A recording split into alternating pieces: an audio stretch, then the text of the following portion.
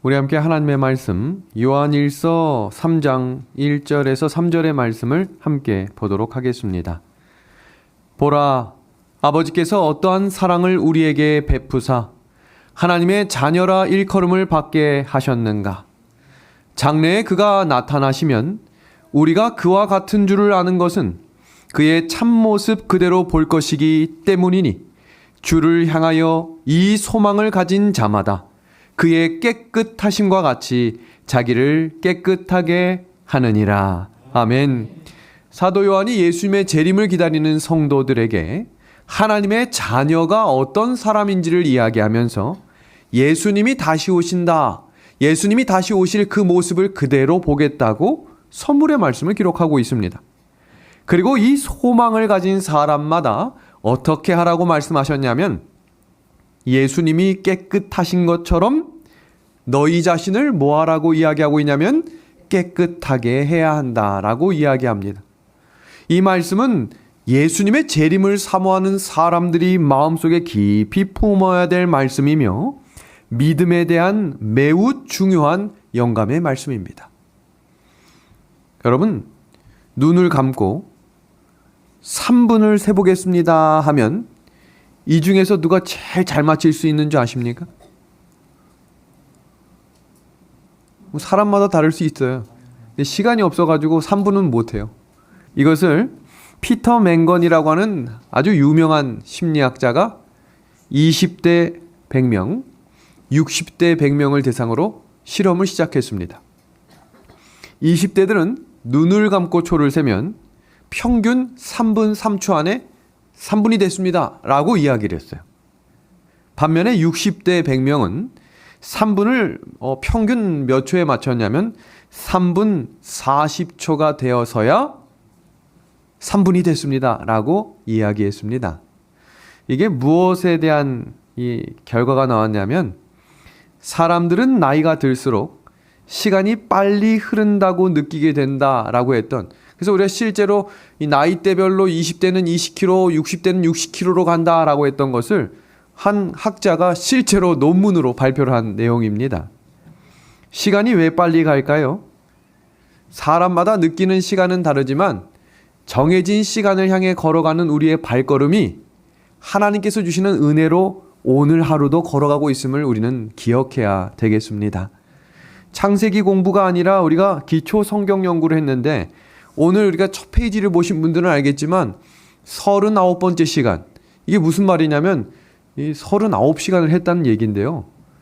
여러분, 드라마를 16편을 몰아보려고 해도 오래 걸리지만 이 39편 정도를 보려면 거의 대하 드라마 수준에 가깝게 한 번에 몰아볼 수 없는 한 주 한 주를 꾸준히 해온다는 것은 그만큼 신앙 안에서 조금씩 자라갈 수 있는 은혜를 주셨다라는 겁니다.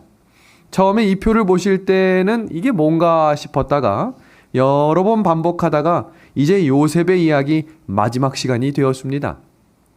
요셉이라고 하는 인물을 소개하기 위해서 키워드를 한번 뽑아봤습니다.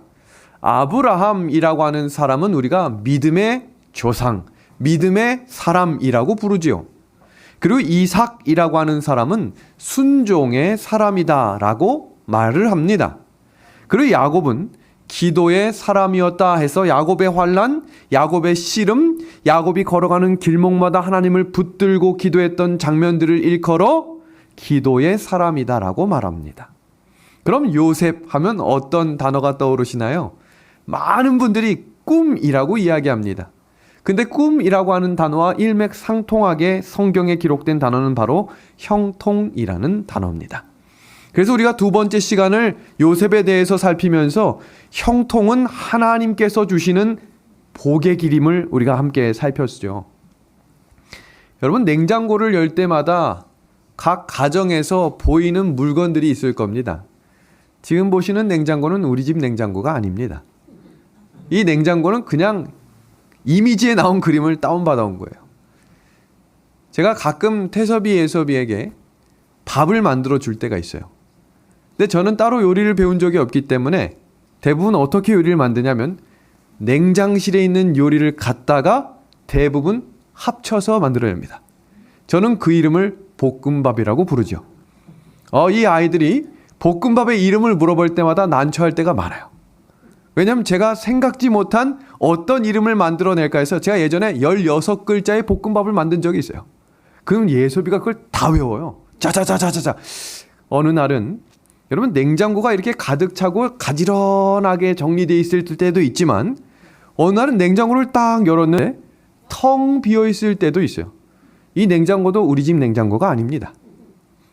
이 냉장고 안에 여러분 옆에 있는 냉장고, 처음 본 냉장고에서 요리를 만들기가 편하겠어요? 아니면 지금 두 번째 본 냉장고에서 뭔가 요리를 빼가지고 이렇게 요리를 만들어내는 게 편하겠어요? 당연히 첫 번째겠죠. 여기 두 번째 있는 거에서 요리를 만들려고 하면 정말 난처할 거예요.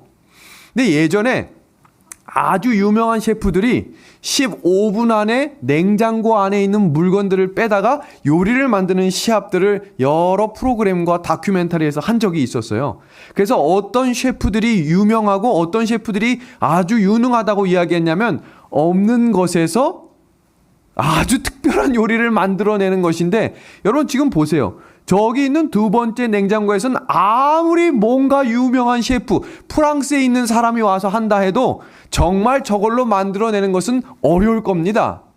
그런데 여기서 대단한 요리를 완성시키실 분이 있는데 그분은 하나님입니다. 우리는 그걸 이해해야 돼요. 사람이 만들어내는 것과 하나님이 만드시는 것은 달라요. 왜 그렇죠? 하나님은 없는 것을 만들어서 운영하시는 분이기 때문입니다. 그 인생의 결정, 열매가 요셉이란 인물이었어요. 요셉의 전체 인물 그림을 4장으로 정리해보면 각 장마다 요셉이 형통했다라는 상황을 일컬을 수 없는 장면들이 계속 이어집니다. 노예로 팔려가는데 뭐가 형통이라 얘기할 수 있고, 보디발의 아내의 유혹에 내게 믿음으로 이겨냈는데 감옥에 들어가고 있는 장면을 형통이라 말하며, 감옥에서 매일 두들겨 맞고 있는데 형통이라는 이 이야기를 우린 도대체 어떻게 이해해야 할까요? 하나님이 만드시기 때문이에요. 하나님은 있는 재료를 잘 구성해서 만드시는 분도 되지만 전혀 없는 상황이지만 하나님의 진리대로 걸어가는 주의 백성들을 책임져 주시는 분임을 요셉의 이야기를 통해 가르쳐주고 계십니다. 요셉의 첫 번째 시간에 빠진 분들을 위해서 잠깐 복습하면 요셉의 4명의 인물이 등장하는 이 부조의 이야기는 사실 메시아의 족보에 이어지는 장면이에요. 그래서 성경에서 아브라함의 하나님, 이삭의 하나님, 야곱의 하나님이라고 하는 이야기가 그토록 많이 나오는 이유는 예수님이 이 길을 통해 오신다는 것을 강조해요. 그럼 원래 사실 야곱 후에 누가 나와야 됩니까? 유다가 나와야 하는데 유다는 38장의 삽입장으로 잠깐 나오고 14장에 걸친 전체에 나오는 이 장면 속에 요셉의 이야기를 가득 담아 놓으신 이야기는 요셉의 인생이 지금 이 시대를 살아가고 있는 우리에게도 매우 중요하기 때문에 그 개인의 교훈을 삼기 위해 요셉의 이야기를 기록해 두었다고 소개했지요. 지난 시간에 배운 내용을 잠깐 복습하면서 오늘 배운 내용으로 넘어갑니다. 요셉의 생애에서 첫 번째로 겪었던 심각한 위기는 요셉의 아버지의 야곱의 사랑의 증표였던 채색옷이 형들에게 빼앗겼던 시간이었습니다. 아무리 애원해도 형들이 들어주지 않고, 자 보겠습니다. 이때 요셉이 만약 힘이 좀 셌더라면 요셉이 있는 힘을 다해 힘을 썼을 겁니다. 왜냐하면 요셉은 지금 이 10명의 형들의 이 근육질을 감당할 만한 힘이 없었어요. 그래서 요셉은 자신이 옷을 벗은 것이 아니라 이 성경 구절을 보면 옷이 어떻게 됐다 그래요? 벗겨짐과 동시에 우물 안으로 집어 던짐을 당하는 동격의 2개의 단어가 함께 사용됩니다. 그런데 이게 웬일입니까? 이 장면과 함께 팔려가는 장면 속에서 여호와께서는 요셉과 뭐 했다라고 이야기합니까? 함께해 주셨다라고 말합니다. 잘 보시면 요셉의 형통의 길목 속에마다 있었던 한 가지는 뭐냐면 사람들로부터 빼앗겼다는 단어입니다. 두 번째 장면 볼까요? 요셉이 형들에게 옷을 빼앗겼는데 그 다음 나온 단어가 뭐냐면 하나님이 그를 형통케 하셨다고 되어 있죠. 두 번째 봅니다. 여자가, 이건 지난 시간에 배운 거라 빨리빨리 넘어가는 거예요. 여자가 요셉의 옷을 벗겼어요. 그러니까 요셉이, 사실 제가 잠시 후에 좀 소개하겠지만, 요셉에게 결정적인 증거가 될 수 있는 강간미수의 증거품이 뭐예요? 옷이에요. 그러면 여인이 옷을 잡아 당길 때 이제 요셉도 크고 근육도 있고 잘생겼을 뿐만 아니라 재빠른 사람이었기 때문에 순간적인 생각을 했을 거란 말이에요. 증거가 남기면 안 되잖아요. 그러니까 어떻게 해야 돼요? 사실 그 옷 내놔 하고 싸웠어야 돼요. 근데 그 순간을 놓치지 않고 달려갔던 이유는 왜 그랬다 그랬어요? 기억이 안 나는 분들은 지난주 거 복습하시면 되겠습니다. 얘기하지 않겠어요. 또 얘기하고 있어요. 뭐였지? 지난주 걸 들으시면 되겠습니다. 순간적으로 도망을 갔습니다. 여러분, 스모킹 건 이야기 아시죠? 이게 뭡니까? 총을 쏘면 총알이 나간 이후에 그 증거가 남는 거예요. 지금 요셉에게 강간미수라고 하는 이 덤탱이를 확 씌울 수 있을 만한 가장 강력한 증거는 옷이었어요. 근데 요셉이 그걸 알았음에도 불구하고 버려두고 갔죠? 그러니까 실제로 그 사건 다음에 바로 이 여자가 사람들을 불러 모읍니다. 자, 보겠습니다. 그 여인의 집 사람들을 불러서 그들에게 이르되, 보라, 주인이 히브리 사람에게 우리에게 데려다가 우리를 희롱하게 했다. 그가 나와 동침하고자 하면서 뭘 들어서 흔들었겠어요? 이거 봐라, 그 옷이다 라고 말합니다. 내게로 들어오니 내가 크게 소리 질렀다 라고 말합니다. 요셉에게 하나님께서 그를 형통하게 하셨던 방법 중에 하나는 무고였어요. 죄가 없었지만 사람들에 의해 벗겨진 억울함, 사람들 때문에 쓰여졌던 누명, 그 무고함을 하나님은 사용하셨습니다. 그럼 왜 보디발의 아내와, 오늘 지금 본문 성경을 보시면 당시에는 애굽법은 한 사람에게만 이야기해서 듣는 것이 아니라 반드시 증인이 필요했어요. 그럼 질문입니다. 요셉이 이 여자랑 있다가 옷 뺏기는 거 본 사람 있어요, 없어요? 없었어요. 그럼 원래 이 여자가 그렇게 이야기하면 그 옆에 있었던 사람들은 뭐라고 이야기해야 돼요? 우린 본 적이 없다라고 이야기해야 되는데, 계속된 구절들을 보면 그와 함께 했다, 그가 있는 것을 우리가 보았다라고 이야기합니다. 왜 그랬을까요? 평소에 요셉의 승승장구를 질투했던 모든 사람들은 요셉이 잘 되는 걸 배합했어요. 분명히 제가 나보다 늦게 들어왔는데 자꾸 더 높은 자리에 올라가고, 제가 한번 설명드렸죠. 노예는 각자의 위치가 있었다 그랬죠. 그 구역을 넘어갈 수 없었어요. 근데 요셉은 전반적인 것을 다 관장하고 있는데 이걸 어떻게 떨어뜨릴까 할 때 자기들이 코를 푸고 싶은데 손을 안 대고 풀 수 있는 사건이 시작되었지요. 요셉은 할 말이 많았지만 그 옷을 가져갈 수 있었지만 가져가지 않았어요. 그 이유는 더 중요하고 더 가치 있는 것을 지킬 수 있는 믿음으로 그 옷을 포기했습니다. 여러분, 여기서 우리가 아주 중요한 교훈을 하나 배워야 해요.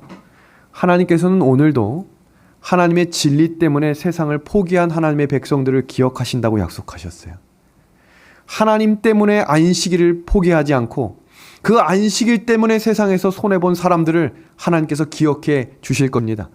비록 이곳에서 사람들한테 멸시당하고 사람들에게 그 진리 때문에 무시당해도 하나님께서 요셉을 들어 쓰셨던 것처럼, 하나님께서 요셉을 긍휼히 여겨주셨던 것처럼 우리를 그렇게 사용하시고 지켜주시겠다는 약속을 요셉에 기록된 성경을 통해 우리에게 주신 약속의 말씀을 감사드립니다. 그렇게 감옥에 갈 수밖에 없었던 요셉을 영감의 글은 이렇게 소개하죠. 만일 보디발이 요셉에 대한 그의 아내의 고소를 그대로 믿었다면 그 젊은 히브리 청년은 그의 생명을 잃었을 것이다. 그러나 한결같이 그의 품행을 특징지어온 겸손과 정직이 그의 무죄의 증거였다. 여러분, 이 정도면 보디발이 보호해 줄 수 있어요? 이 정도쯤이면 지나온 10년을 성경은 이야기하고 있지 않지만 지나온 10년을 한결같이 보았던 보디발은 알았다고 이야기했기 때문에 지켜줄 수 있었어요. 제가 지난 시간 마지막 구절에 한 장의 사진을 보여주면서 옥에 들어갔던 이곳은 왕의 죄수를 가두는 곳이었다. 그래서 많은 분들이 이 장면을 소개할 때 요셉은 특별 대우를 받은 것이고 요셉은 더 좋은 사람들을 만날 기회를 얻었다라고 이야기했지만 그것은 성경 주석과 반대되는 이야기라고 소개하고 성경 공부를 끝냈죠. 궁금하신 분들은 지난주 거를 보시면 되겠어요. 이게 무슨 얘기인가? 당시의 애굽 왕은 악명 높았던 힉소스 왕조였습니다. 애국을 침략해서 왕권을 찬탈한 왕이었기 때문에 항상 주변에 있었던 많은 관리 대신이 저 왕을 어떻게 끌어내릴까, 정통성 없는 저 사람을 어떻게 끌어내릴까를 고민했던 시대의 왕이었기 때문에 왕이 관리하고 관장하는 감옥을 만들어 놓고 잘못된 발언, 왕을 공격하는 발언, 왕에게 쓸데없는 이야기를 소문내는 사람들은 다 잡아서 거기에 집어넣었어요. 거기 들어가는 사람은 두 종류였습니다. 사형이거나 종신형이거나. 그런 사람만 집어넣는 곳이 왕의 감옥이었어요. 그러니까 요셉이 거기 들어갔다는 얘기는 둘 중에 하나인 거예요. 너는 사형이 되거나 종신토록 그 안에서 못 나온다, 이 뜻이에요. 요셉이 그걸 알고 그 감옥에 들어간 거예요. 그러니까 요셉은 하나님이 이 다음에 조금 더 좋은 기회를 주시려고 나에게 이런 곳으로 보내는구나가 아니라 요셉의 인생은 이미 끝난 거였어요. 그 들어가는 순간부터. 그런 감옥에서 요셉이 어떤 꿈을 꿀 수 있었을까요? 그런데 성경은요, 중간중간에 이야기가 다 없어요. 결과만 기록되어 있는데 시간이 얼마가 흘러갔는지 요셉이 전에 했던 총무의 직함을 그 왕의 감옥에서도 하게 됩니다. 그러니까 우리는 이 이야기를 그냥 그대로 읽다 보면 요셉은 고생 없이, 고민 없이 그냥 순탄한 길로만 걸어간 것처럼 보여져요. 그런데 이 구절 보겠습니다. 간수장이 옥중죄수를 다 요셉에게 맡기고 그 재반 사물을 요셉이 처리하고, 여러분, 국가대표의 대표 주장을 맡는다라고 하는 것은 감독만 인정해야 할 수 있는 걸까요? 선수들 전체들에게도 인정을 받는 사람이 돼야 할까요? 영국의 프리미어리그의 한 대표, 국가대표 이 주장을 하려면 그냥 축구만 잘하면 되는 겁니까? 아니면 전체적인 사람들을 지도할 수 있는 지도력을 인정받아야 되는 걸까요? 그걸 생각해 보세요. 요셉이 그 시간 동안 그냥 눈에 딱 들었기 때문에 총무를 시키면 그 안에 왕과 함께 지냈던 사람들이 가만히 있었겠어요? 지금 우리가 성경에 나오는 술 맡은 관원장이나 거의 비서실장급, 거의 국방부 장관급이 거기 안에 다 들어있는데 갑자기 이름도 모르는 한 히브리인 노예가 들어와가지고 총무한다고 하면 다 말을 듣겠냐고요. 그 과정 동안 이 애굽 생활에 10여 년 동안을 지내왔던 요셉의 삶이 얼마나 신실하고 얼마나 지혜로웠는지를 성경은 말하지 않아도 너희들이 알고 있었을 거라는 것을 기록했습니다. 그래서 시편 105편 17절에 그 감옥이 어떤 곳이었는지를 이렇게 소개합니다. 한 사람을 앞서 보내셨으며 요셉이 종으로 팔렸도다. 그 발이 차고에 상하며 그 몸이 쇠사슬에 매었으니, 이게 무슨 말이냐면 그 감옥은 그냥 평범한 감옥이 아니에요. 그냥 이렇게 다 식기 들고 다니면서 밥 주세요 이런 감옥이 아니라 감옥마다 쇠사슬로 발목이 쪼이고 온몸에 쇠사슬로 묶여있는 감옥이었어요. 그러니까 우리가 생각하는 감옥과는 전혀 다른, 그래서 매일매일 매질을 맞아서 아픈 몸 때문에 잠을 못 자는 감옥에서 요셉이 시간을 보냈습니다. 그런 곳에서 과연 요셉은 어떻게 살았길래 총무가 되었고, 성경은 그런 삶을 살고 있는 요셉이 왜 형통하다고 이야기한 걸까요? 영감의 글입니다. 요셉은 처음에 간수들로부터 아주 혹독한 대우를 받았다. 그러나 그는 말씀을 굳게 붙잡고 모든 것을 참았다. 그는 자신의 모든 염려를 하나님께 맡겼다. 보였기 때문에 맡긴 게 아니라 나는 종신형 혹은 사형이에요. 그리고 매일매일 다가오는 매질들, 매일매일 여러분 이 쇠고랑이 이 발목에 차여 있어서 그 쇠고랑 사이에 있는 발에 아주 물집들, 진물들 썩어가는 그 상황 속에 요셉이 할 수 있는 건 하나였어요. 하나님께 모든 것을 맡겼습니다. 그 하나님이 시간이 흘러 간수장뿐만 아니라 그 곁에 있었던 술 맡은 관원장이 나갔을 때 요셉이 그 꿈을 해석해 주면서 부탁했죠. 나가시거든 저를 좀 부탁드립니다. 근데 부탁은 뭐예요? 잊어버렸어요. 이 사람이 알겠어, 내가 너를 꼭 기억하겠어 이렇게 얘기했는데 가가지고 자기 먹고 살다 보니까 완전히 잊어버렸어요. 그동안 요셉은 2년이 지나는 시간 내내 또 이 감옥에서 혹독한 시련을 보내고 있었어요. 그리고 시간이 흘러 요셉이 총리가 되었습니다. 제가 이렇게 빨리 나가는 이유는 오늘 마지막 시간이라 자 마무리를 해야 돼요. 중간중간 끊을 수가 없어요. 훌쩍 시간을 넘어가겠습니다. 총리가 되었어요. 여러분, 총리가 된다고 총리의 업무를 다 할 수 있는 건 아니에요. 아무것도 모르는 사람이 갑자기 총리 딱 우리 집사님 내일부터 대한민국의 총리 됩니다. 그럼 거기에 출근한다고 일이 다 되는 건 아닐 거예요. 왜냐, 하루의 업무량, 만나야 될 사람, 해야 할 업무들에 대한 정확한 배움의 시간이 있어야 되거든요. 그럼 그 배움의 시간을 성경은 이야기하고 있지 않아요. 갑자기 요셉이 됐고요. 성경 말씀대로라면 꿈을 꾼 7년대로 흉년이 왔고 꿈을 꾼 대로 7년 동안 풍년이 왔어요. 그럼 우린 대부분 총리는 그 식량만 아니거든요. 경제, 통신, 입법, 운송, 여러분 이름만 들어도 그냥 다양하고 이런 모든 것들을 관장하는 게 총리거든요.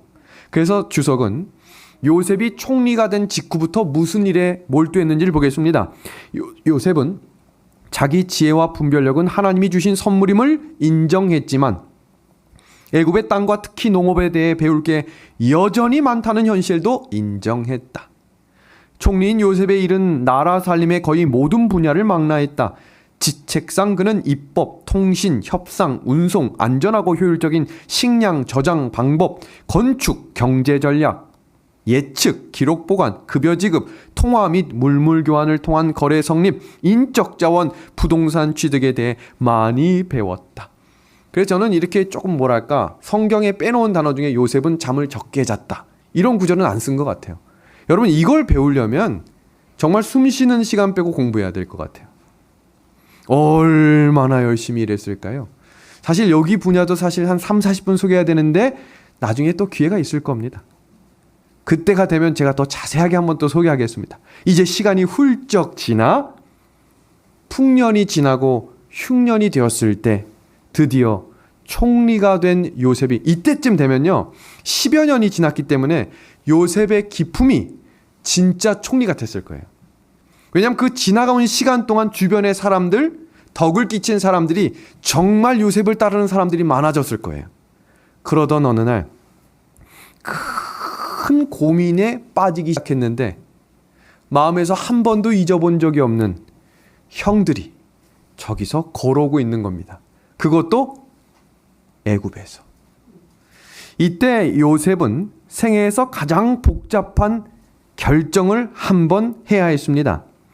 제가 초반에 설명했을 때 요셉은 그때 힘도 없고 능력도 없고 아무 주변에 돕는 사람이 없었기 때문에 그 형들과 대치하거나 싸울 힘이 없었지만 지금은 전혀 달라요. 요셉이 한마디 하면 한 번에 100여 명이 넘는 군사들이 아니라 장군들이 모일 수 있는 상황이 됐고요.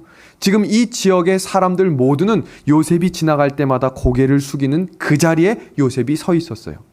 근데 말하지 않아도 형들이 가까이 다가왔는데 요셉이 이렇게 서 있으니 그들이 오자마자 얼굴을 그대로 쳐다볼 수 없는 높은 사람이 되어 있어 실제로 고개를 숙였지요. 그때 요셉이 무엇이 생각났을까요? 꿈이 생각났다고 영감의 글에 얘기했어요. 그래서 하나님의 꿈이 이렇게 이루어지는구나. 20년이 지나는 동안 여러 과정이 있었지만 그때 꿨던 꿈이 정말로 세상적인 꿈이 아니라 하나님이 주신 꿈이었구나라고 생각했어요. 그런데 여기서 하나 생각할 것은 아직 형들이 어떤 상황인지를 몰랐지요. 여러분, 인생을 살면서 결정이라는 걸 해야 되는데 여러분, 우리가 살면서 결정할 수 없는 세 가지가 있대요. 그 세 가지가 혹시 뭔지 아시겠습니까? 첫 번째는 부모를 선택할 수 없답니다. 두 번째는 성별을 선택할 수 없는데 지금 오늘날 세상은 자꾸 성별을 막 맞바꾸죠? 수술해서 바꾸고 자기는 뭐 이렇게 바꾸고 있는데 하지만 성경은 바꿀 수 없다고 말합니다. 세 번째는 형제 자매를 바꿀 수 없다라고 말합니다. 그러면 그 외의 것들은 다 뭘 할 수 있냐면 선택을 할 수 있어요. 배우자도 선택할 수 있고 친구도 학교도 직업도 심지어 국적도 뭐 할 수 있어요. 선택할 수 있습니다. 그러면 인생을 살아가면서 가장 중요한 선택 중에 하나는 어떤 선택일까요? 그래서 여러분 중요한 선택을 할 때마다 고민을 하게 되죠. 여러 생각을 한다는 걸 뭐라고 하냐면 5만 가지 생각을 한다라고 표현해요. 한 번에 5만 가지 생각을 한다는 건 대단히 많은 걸 생각해야 된다는 건데 지금 눈앞에 펼쳐져 있는 형제들의 모습을 본 요셉의 마음속에도 분명히 생각이 있었을 거예요. 그런데 성경은 45장 이후에 나오는 장면 속에 하나님이 나를 먼저 보내셨다라고 이야기하지만 그 전 장면에는 요셉의 마음가짐을 소개한 적이 없어요. 그때 요셉이 아주 중요한 결정을 했지요. 여러분 요셉의 결정에 따라서 형들의 운명이 갈라집니다. 근데 더 중요한 것은 요셉의 어떤 결정을 하느냐에 따라 요셉의 운명도 결정지어진다는 거예요. 그게 우리가 오늘 하루를 살아가는 결정이 매우 중요한 겁니다. 이 결정 때문에 다른 사람의 인생도 결정될 수 있지만 내 인생도 결정됩니다. 어떤 이야기일까요? 요셉이 형제들을 용서할 수 있고 안 할 수 있는 결정권이 요셉에게 있었거든요. 결정하지 않아서 죽인다고 하면 이 형제들도 죽지만 분명히 요셉의 이야기는 성경에서 사라졌을 거예요. 제가 지금 이야기하는 이 내용이 왜 중요하냐면 보겠습니다. 요셉의 위대함은 노예였던 그가 애굽의 총리가 되었기 때문이 아니라 그가 형제들을 용서하고 메시아의 조상이 되는 온 집안을 살렸기 때문인 거예요. 요셉이 아름다운 이유는 그가 우리를 용서하시고 살리시는 예수님의 표상이 되었기 때문에 성경에 기록해뒀다고 성경은 말합니다. 우리의 결정과 우리의 선택과 우리가 나아가야 될 길이 어렵고 현실적으로 정말로 내가 이런 선택을 할 수 없을지라도 요셉을 인도하신 하나님을 신뢰하는 믿음으로 우리의 마음 가운데에도 마음 가운데 펼쳐지는 용서가 이루어지기를 간절히 소망합니다. 그래서 영감의 글은 우리에게 이렇게 강조합니다. 올바른 때에 올바른 방향으로 그 마음을 균형지게 하는 일은 가장 중요한 일인데 왜냐하면 저들의 영원한 운명이 어떤 위기의 순간의 결정에 따라 좌우되기 때문이다. 어느 날 한 할아버지와 한 손자가 길을 걸어가고 있었습니다. 근데 할아버지가 실물 교훈으로 이 꼬마 손자에게 이야기를 하나 해주었어요. 아이야, 인간의 마음 안에서는 늘 싸움이 일어난단다. 그것은 너무 끔찍한 싸움이어서 마치 두 마리의 늑대가 싸우는 것과 같단다. 아마 눈앞에서 두 늑대가 싸우고 있었던 것 같아요. 그러니까 이 아이가 할아버지 그게 무슨 얘기예요? 라고 물어보자 할아버지가 이 아이에게 이렇게 이야기합니다. 하나의 늑대는 악마와 같은 늑대인데 그 늑대는 분노, 질투, 슬픔, 후회, 탐욕, 교만, 붕괴, 죄의식, 열등감, 거짓, 허영, 잘난 척하는 거짓 자아를 가지고 있지. 또 다른 늑대는 기쁨, 평화, 사랑, 희망, 친절, 겸손한 동정심, 진실, 신뢰를 가지고 있지. 이런 싸움은 눈앞에서도 일어나지만 너가 살아가는 너의 마음속에서도 가장 많이 일어나는 두 늑대의 싸움이 될 것이란다. 그때 손자가 이렇게 질문합니다. 할아버지, 그럼 어떤 늑대가 이기는 거예요? 여러분 잘 보셔야 돼요. 이 할아버지가 아주 지혜롭게 대답하십니다. 내가 먹이를 주는 놈이 이길 거야. 평소에 분노, 평소에 탐욕, 평소에 교만, 평소에 허영, 평소에 거짓에게 계속 먹이를 주면 결정적인 순간에 올바른 선택을 하려고 해도 그 늑대가 너무 커져버려서 질 수가 없어요. 평소에 아주 작은 선택 하나하나가 결정적인 선택에 영향을 준다고 믿는다면 올 한 해, 내일 하루, 오늘 우리에게 맡겨진 아주 작은 선택들이 요셉처럼 작은 것을 예수님을 따라 본받는 사람들이 될 수 있는 믿음의 길을 걸어가기를 주님의 이름으로 소망합니다. 성경 말씀 같이 한번 읽어볼까요? 노란색 글씨입니다. 육신의 생각은 시작. 육신의 생각은 사망이요 영의 생각은 생명과 평안이니라. 됐습니다. 분명하고 명확한 말씀을 읽음에도 불구하고 변하지 않는다고 결심을 하면 그 누구도 이제 우리에게 말씀을 할 수 없습니다. 육신의 생각이 사망이라는 것이 분명하고 영의 생각이 생명이며 평안이라는 것이 확실하다면 우리의 걸어가는 길목마다 남들이 보기에 불편하고 남들이 보기에 미련해 보여도 그 진리를 위해 하나님을 위해 세상의 것을 포기할 수 있는 용기를 주시면 좋겠습니다. 그리고 이어지는 장면 속에 요셉이 형제들을 다 이미 용서했어요. 그래서 성경은 요셉의 특징 중에 또 하나는 울보라고 되어 있어요. 요셉이 울었다는 구절이 굉장히 많이 나와요. 그 운 이후에 형제들이 불안해하고 있었던 어느 날 형제들에게 말하지요. 당신들이 나를 팔았다는 그 죄책감에서부터 벗어나십시오. 그리고 근심하거나 한탄하지 마십시오. 하나님이 나를 당신들보다 먼저 이곳에 보내셨습니다. 그리고 시간이 또 훌쩍 지납니다. 그리고 이제 아버지와 함께 모든 일가족 70명이 이 애굽으로 들어오게 되는 그 어느 날 요셉이 형제들에게 먼저 사람을 보내어 한 교육을 시킵니다. 그 교육을 한번 볼까요? 바로가 요셉의 형들에게 묻되 너희 생업이 무엇이냐? 그들이 바로에게 대답하되 종들은 목자이온데 우리와 선조가 다 그러하니이다. 원하건대 종들로 고센 땅에 살게 하소서. 성경 구절을 보면요, 갑자기 이게 무슨 내용인가 싶지만 성경의 요셉의 인생을 기록하는 장면 속에 이 장면은 매우 중요합니다. 왜 그럴까요? 여러분 이 구절 한번 같이 보겠습니다. 성경 히브리서 11장 22절을 보시면 너무너무 중요한 구절이 나오는데 여러분 히브리서 11장이 무슨 이야기예요? 믿음의 조상들에 대한 부조에 대한 이야기를 기록하고 있죠. 거기에 아브라함이 굉장히 많은 구절에 나와요. 히브리서 11장에. 그럼 요셉은 사실 어느 정도 나와야 되냐면 창세기의 퍼센테이지로 따지면 여러분 요셉의 이야기가 창세기의 26%. 무슨 말이냐면 아브라함 버금가는 만큼 나와요.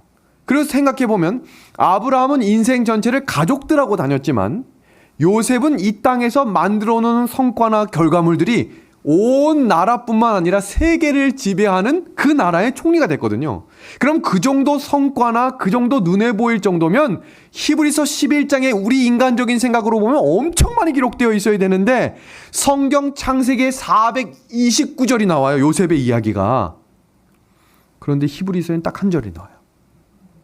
그리고 헬라어 16개의 단어로 요셉의 인생 전체를 마무리하는데 잘 보시면 히브리서 11장 22절에 요셉이 뭘 했다라는 구절 하나도 없어요. 뭐 용서했다는 구절도 없고 요셉이 구덩이에 빠졌다는 구절 없고요. 그 보디발의 아내한테 옷이 뺏겼지만 하나님께 내가 충성 이런 구절이 없고 무슨 구절만 나오냐면 죽을 때 이스라엘 자손들에게 했던 이야기 한 구절이 나와요. 그럼 도대체 요셉의 인생과 믿음을 정의 내리는 히브리 기자는 왜 이 이야기를 그렇게 중요하다고 생각한 것일까요? 주석은 이렇게 소개합니다. 가족들이 약속의 땅에 살기 위해 돌아갈 때 그곳에 매장해 달라는 그의 요청은 하나님의 약속에 대한 믿음의 기초였다.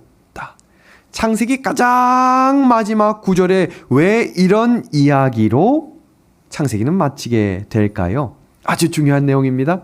성경에서는 그 사람의 업적을 믿음이라고 말하지 않고 하나님의 말씀을 우리의 삶의 표준으로 삼고 살아가는 것을 기록하며 믿음이라고 기록하고 있다. 저 사람이 지금 어느 지위에 있고 어느 직분에 있고 어느 집에 살고 무슨 차 타는 거 아무 중요하지 않아요. 하나님이 보시기에 그게 믿음이 아니거든요. 하나님이 보시는 믿음은 목적이 아니라 우리가 평소에 살아가는 믿음과 우리의 꿈과 우리의 걸어가는 발걸음이 하늘나라에 걸어가기 위한 발걸음을 믿음으로 봐주신다는 사실에 감사하기를 소망합니다. 예를 들어서 시험 90점 넘으려면 오늘 이거 끝나고 다 공부하셔야죠. 달달달달 열쇠기억절 안 외우면 못 간다고 하면 계속 그거 외워야죠. 하나님이 그렇게 보시지 않는다는 것은 우리가 걸어가야 되는 길목의 작은 선택들과 걸어가야 되는 모든 길목이 요셉처럼 걸어가라고 이야기하시는 거거든요. 그래서 우리는 중요한 한 구절을 좀 봐야 합니다. 여기 보겠습니다. 요셉이 또 이스라엘 자손에게 맹세시켜 이르기를 하나님이 반드시 당신들을 돌보시리니 당신들은 여기서 내 해골을 메고 올라가겠다 하라 하였더라. 요셉이 110세의 죽음에 그들이 그의 몸에 향재료를 넣고 애굽에서 입관하였더라. 여러분 창세기 시작할 뭐로 시작하죠? 창조하시니라로 시작해서 창세기가 뭐로 끝나냐면 입관하였더라라고 끝나요. 그러면 요셉의 장례가 관에 들어가는 것으로 끝나야 되겠죠. 그런데 요셉의 장례식은 하관식이 없어요. 이게 무슨 말이냐면 요셉이 어떤 부탁을 하냐면 너희가 하나님의 약속대로 때가 됐을 때 애굽을 나와 약속의 땅으로 돌아가게 될 텐데 그 돌아가게 될 때 나를 잊으면 안 돼. 이건 죽을 때 하는 말이에요. 내 뼈를 가지고 어딜 가란 얘기죠? 여러분 요셉이 110세를 살면서 전체 인생 중에 약 4분의 3을 이 땅에서 살면서 정말로 잘 살고 존경받았고 이뤄놓은 것도 많고 여기 있으면 존경받는 사람일 거예요. 그러나 요셉은 그렇게 살지 않았다 그랬어요. 언제나 내가 돌아가야 할 곳이 있고 약속을 따라 걸어가는 하나님의 백성이 되어야 된다는 사실을 잊지 않았다고 이야기하고 있습니다. 그래서 형제들에게 고센 땅으로 가십시오라고 이야기했던 그 이유를 영감의 글은 이렇게 말합니다. 이 땅에 얼마 동안 체류하려 위하여 온 것이지 이곳을 영원히 살 곳이 아님을 주의 깊게 말하여 원할 때에 떠날 권리를 보유했다. 여러분 요셉이 살아갔던 이 길, 이게 왜 우리한테 중요한지를 잠시 살펴보겠습니다. 히브리서 11장 21절에 믿음으로 야곱은 죽을 때라는 구절이 나오고 히브리서 11장 22절에 믿음으로 요셉은 임종시에 나오는데 죽었다라는 말은 똑같지만 여기서 사용되는 원어는 달라요. 보겠습니다. 여기서 죽었다라고 하는 야곱의 죽음은 일반적으로 죽었다는 이야기예요. 그러니까 사람이 죽었다는 얘기고요. 지금 여기에 요셉이 죽었다라는 말은 텔레오톤이란 말로 어떤 일을 마치고 죽었다. 사명을 다했다는 죽음이에요. 그러니까 사람이 숨이 끊어졌다라고 하는 그 의미뿐만 아니라 이 사람이 걸어오면서 해야 될 일의 역할이 마쳐졌다라는 이야기입니다. 도대체 어떤 것을 우리에게 가르쳐 주려고 할까요? 여기서 원어를 봐주세요. 텔레오톤입니다. 이게 언제 똑같이 사용되냐면 예수님께서 십자가에 달려 돌아가실 때 다 이루었다라고 하는 그 단어, 임종했다, 텔레오톤이라는 단어와 디모데후서의 성경의 갈 길을 마쳤다라고 하는 텔레오톤, 이것은 요셉이 죽었다라고 하는 텔레오톤과 동일한 단어예요. 이게 뭘 설명하는 것인가 보겠습니다. 믿음으로 요셉은 임종시에 이스라엘 자손들이 떠날 것을 말하고 무엇의 사명을 다한 거냐면 너희는 약속의 땅으로 걸어가야 한다라고 하는 이 약속이 전해졌다는 거예요. 그럼 그 전해진 소식이 누구에게 또 전해진 걸까요? 하나님의 백성들이 실제로 출애굽을 나오게 될 때 그 사명을 전해주는 바톤이 넘겨졌다라는 이야기입니다. 요셉의 마지막 이 유언이 왜 중요한가? 그 구절을 잠깐 살피겠습니다. 요셉이 그의 형제들에게 이르되 말했다는 얘기죠. 나는 죽을 것이나 나의 하나님이 당신들을 돌보시리니. 여기서 말했다라는 말은 기억하게 했다, 기억나게 했다. 요셉이 죽을 때만 이야기한 게 아니라 계속해서 살면서 뭐 했다는 얘기일까요? 말했다는 얘기예요. 우린 가야 한다, 돌아가야 한다, 갈 곳이 있다. 그리고 말합니다. 요셉이 또 이스라엘 자손에게 맹세시켜 이르기를 하나님이 반드시 당신들을 돌보실 거다. 이것이 NIV 성경에서는 come이에요. 돌보신다, 오실 거야 라는 말이고요.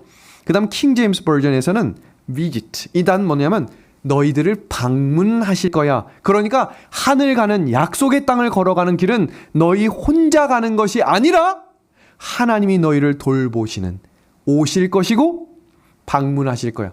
실제로 이 약속이 이루어졌습니까? 오늘 새벽 기도 말씀 꼭 들어보셨어야 되는데 궁금하신 분들은 들으실 수가 없어요. 남겨지지 않았거든요. 제가 오늘 새벽에 했던 이야기는 광야길로 가지 않고 해변길로 갈 수 있었다라고 소개했었거든요. 그 해변길로 가는 길은 짧았고 그 길이 아브라함이 걸어온 길이고 야곱이 걸어온 길이어서 사람들이 그 길로 갈 줄로 알았던 거예요. 왜냐하면 그 길로 왔기 때문에 돌아갈 줄 알았다고 했거든요. 그런데 하나님께서는 광야길로 걸어가게 하시면서 홍해를 건너시게 했던 이유가 뭐냐면 그곳에서 만날 하나님이 이미 준비하고 계셨기 때문이거든요. 여기 돌보시겠다, 오셨다, 방문하셨다. 출애굽하는 내내 함께 하셨어요. 방문하고 돌보셨거든요. 그래서 영감의 글 속에 이렇게 마무리가 됩니다. 요셉의 임종의 말을 기억나게 하는 그 관은 이스라엘 백성들에게 그들은 다만 잠시 애굽에 체류하는 자들에 불과하다는 것을 증거하였으며 구원의 때가 분명히 올 것이므로 허락의 땅에 대한 그들의 희망을 굳게 잡도록 해주었다. 그래서 출애굽의 시작은 출애굽기 13장 19절에 요셉의 뼈를 취하였다라고 하며 그들의 출애굽이 시작되었습니다. 그래서 이제 우리가 다음 주부터 배워야 될 구절이 뭐냐면 모세에 대한 이야기를 배우셔야 됩니다. 꼭 성경을 읽으시고 출애굽기에 대한 내용의 이해를 돕기 원하시면 부조화 선지자를 읽으십시오. 그러면 제 설교보다 더 깊고 은혜로운 말씀들이 주옥같이 숨겨져 있고 그걸 같이 읽다 보시면 하나님이 왜 우리의 삶을 주관하시고 인도하시는 분인지 확신하게 될 것입니다. 성경 대신 다른 책을 많이 읽는 분이 제 곁에 한 분 있어요. 그분은 정말로 세상 책을 많이 읽어요. 그리고 저한테 질문을 하려고 밤에 전화를 가끔 많이 하시는데 한번 통화했다 하면 1시간이에요. 근데 그분을 제가 얼마 전에 만나서 식사를 했거든요. 근데 그분이 그랬어요. 아무리 세상에 많은 책을 읽어도 다 소용이 없대요. 그래서 이제 그 책을 다 내려놓고 이제 성경과 예언의 신 두 책을 열심히 상고하기 시작했다 그랬어요. 여러분, 새로운 한 해가 여러분들에게 그런 하나님의 임재하심을 경험할 수 있는 영감의 글들과 말씀으로 채워주셔서 우리를 약속의 땅으로 끝까지 인도해 주실 하나님을 꼭 만나시게 되기를 소망합니다. 이 글을 읽고 오늘 성경 연구를 마치겠습니다. 그리스도를 우리의 인도자로 삼으면 그분께서는 우리를 안전하게 인도해 주실 것이다. 비록 길이 너무 좁고 너무 거룩하기 때문에 죄가 용납되지 않을지라도 누구나 들어갈 수 있다. 그 이야기가 창세기입니다. 창조하셨고 입관되었다. 시작과 끝이 되시는 그 예수님께서 39번째 시간까지 이렇게 무사히 마무리할 수 있도록 인도하신 하나님께 영광을 돌리며 모든 성경 공부를 마치겠습니다.